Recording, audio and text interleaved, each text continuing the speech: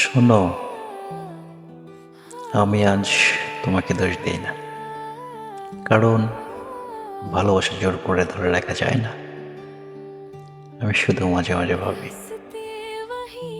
যে মানুষটা বলেছিল আমাকে ছাড়া তুমি বাঁচতে পারবে না, সেই আজ আমায় ছাড়া দিব্যি বেঁচে আছে। আমি তো বদলাইনি, আমি শুধু তোমার জন্য নিজেকে চুপ করেছিলাম।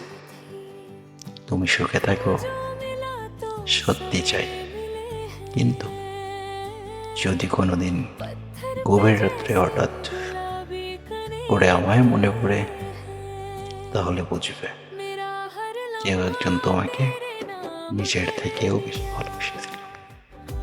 इस दिल ने तुझ पे ही